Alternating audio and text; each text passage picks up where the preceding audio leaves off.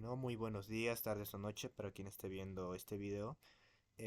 Hoy les voy a explicar cómo elaborar una historia clínica.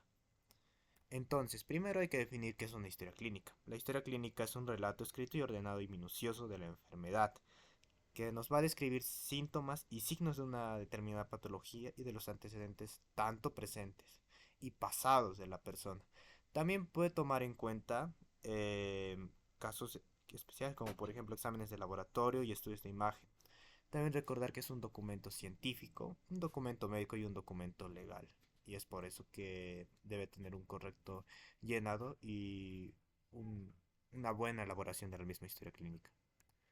Entonces, una historia clínica va a estar conformada por lo siguiente: datos personales, la fuente de la historia, motivos de la consulta, la enfermedad actual, antecedentes no patológicos, hábitos y costumbres, antecedentes ginecobstétricos, antecedentes personales patológicos, antecedentes heredofamiliares y la revisión por sistemas. Luego entra todo esto incluye a la parte que se denomina anamnesis, ya que consiste en una serie de preguntas que va a hacer el médico al paciente. Luego va a estar conformada por una parte que es la exploración física, que la voy a explicar más adelante. Pero en esta está conformada también por una exploración física em, general y una exploración por sistemas.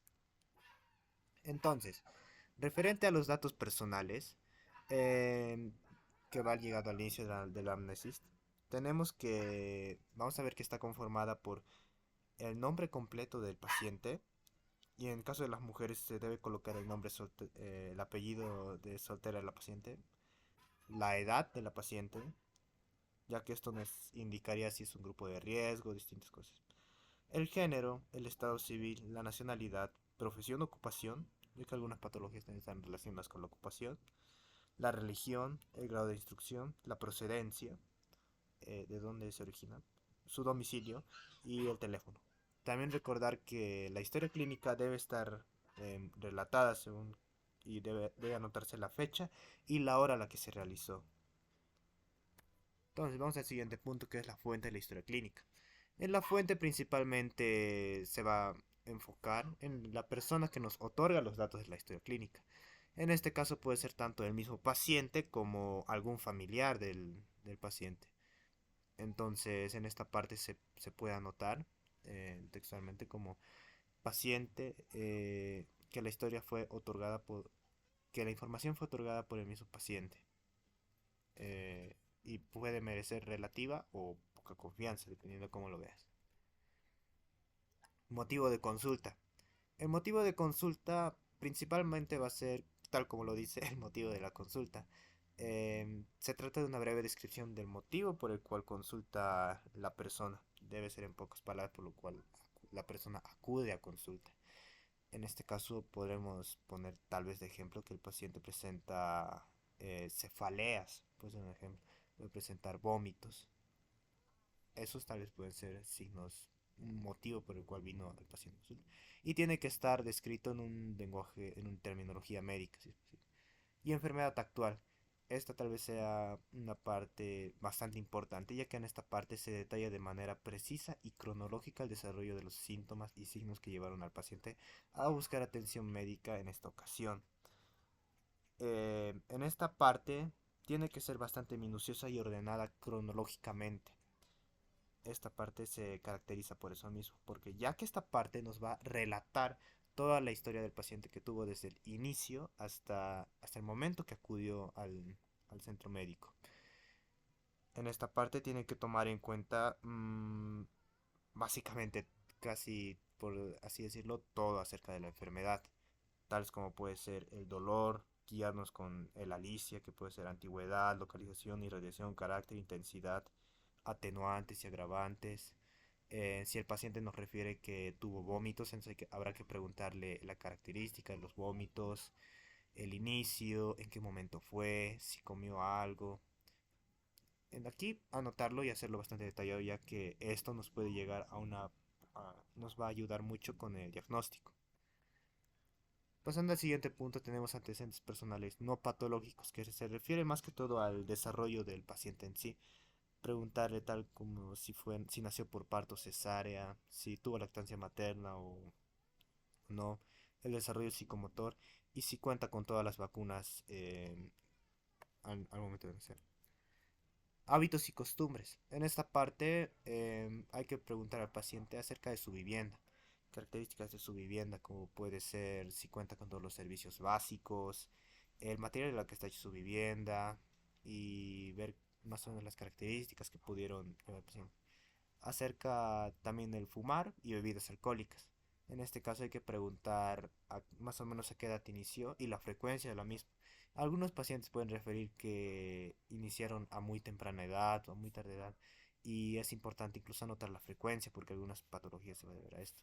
No es lo mismo una persona que fuma ocasionalmente una persona que fuma, por así decirlo, toda la semana una cajetilla. Y lo mismo con las bebidas alcohólicas. Además podemos preguntar a otros hábitos y costumbres como puede ser mascar coca, sustancias controladas, sueño, la diuresis, catarsis y la alimentación. La alimentación también hay que anotarla y bastante detallada, ya que su alimentación hay que cuestionarle si está basada en carbohidratos, proteínas, verduras. Y preguntar también acerca del apetito y sed, ya que también estos nos pueden indicar datos o indicios de alguna patología. Antecedentes ginecobstétricos. Esto se hace en caso de que la paciente sea de género femenino. Preguntar sobre la menarca, la menstruación, la cantidad, si presenta dolor o no, métodos anticonceptivos que usa, porque algunos métodos anticonceptivos también pueden originar algunas alteraciones que pueden ser temporales o que pueden causar un gran daño. Antecedentes personales patológicos. En esta parte nos vamos a centrar en las enfermedades o posibles patologías que están relacionadas con el paciente. En enfermedades tenemos que preguntar qué enfermedad presentó en la infancia, adolescencia o en la edad adulta. Tales puede ser, por ejemplo, enfermedades crónicas, como puede ser la diabetes, las enfermedades tiroideas, la hipertensión en los adultos, y, y, más, y también preguntar y anotar si la fecha en la que fue diagnosticado. Aproximadamente, pedir una aproximación. Luego antecedentes quirúrgicos.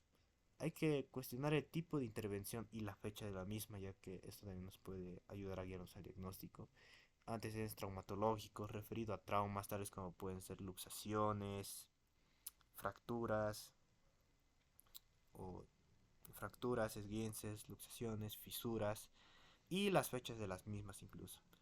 Y también preguntar si el paciente es alérgico a algo, ya que nos puede ayudar con el tratamiento. Pacientes que son alérgicos a antibióticos o algún fármaco. Y es importante preguntar si tiene alergia a alguno de ellos. Y el tratamiento que realiza en caso de que el paciente tenga enfermedad actual. Por ejemplo, si el paciente está con hipertensión, probablemente esté con los sartán. Entonces, anotar acá con la dosificación y con la dosificación, la frecuencia con la que toma y obviamente el fármaco que toma. Antecedentes heredofamiliares. Aquí vamos a preguntar o cuestionar al paciente acerca de los familiares. Si algún familiar presentó alguna enfermedad, tales como pueden ser enfermedades cardiovasculares, pulmonares, renales, metabólicas, endocrinas y etcétera. Se debe mencionar incluso si el paciente está vivo o falleció o está sano de esta persona. En caso de que el paciente esté sano, se puede anotar aparentemente sano. Y si refiere al paciente que tiene alguna patología, como por ejemplo diabetes o hipertensión, se la debe anotar. Y si murió a causa de alguna patología, igual se la debe anotar respecto a este punto. Revisión por sistemas y aparatos. Entonces, en esta parte se basa principalmente en preguntas dirigidas para investigar otros síntomas presentes que se han omitido en el paciente. Tales pueden ser como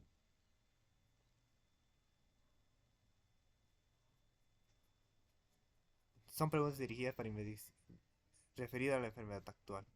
Entonces, si en caso de la revisión encontramos algún signo o síntoma que es referida a la enfermedad actual, entonces se lo debe anotar referido en la enfermedad actual. Y si no refiere a alguna alteración o no encontramos alguna alteración, entonces se anota directamente sin alteraciones.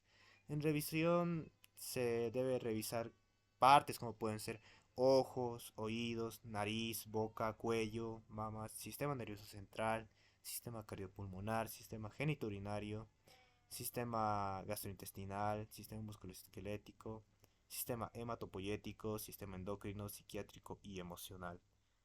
Y hacer más que todo preguntas dirigidas, como puede ser a los ojos preguntarles si presenta alguna alteración, si presenta astigmatismo, miopía, visión borrosa o en caso de que use lentes.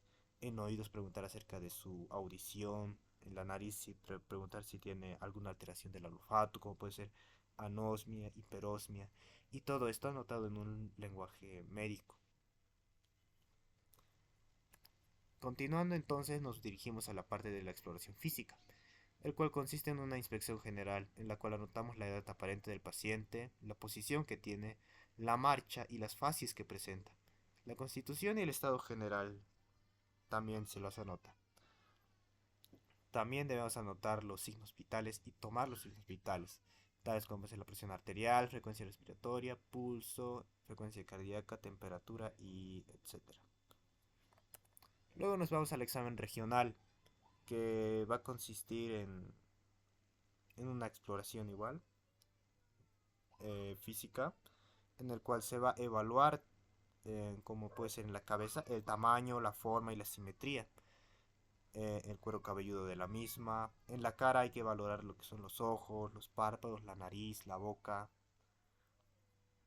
En tórax hay que hacer una inspección, verificando la forma, simetría, lesiones en la piel, tiraje y palpación. Y bueno, lo mismo con los pulmones, corazón, abdomen y extremidades. Y realizar todas las maniobras semiológicas que son referidas a estas partes. Como pues en los pulmones hay que verificar la elasticidad, si la presencia de morbullo vesicular o hay alguna alteración de la misma. Más que todo buscar signos en esta parte. Y finalmente plantear un probable diagnóstico y una conducta de la misma. Y eso sería todo con respecto a cómo realizar una historia clínica. Muchas gracias.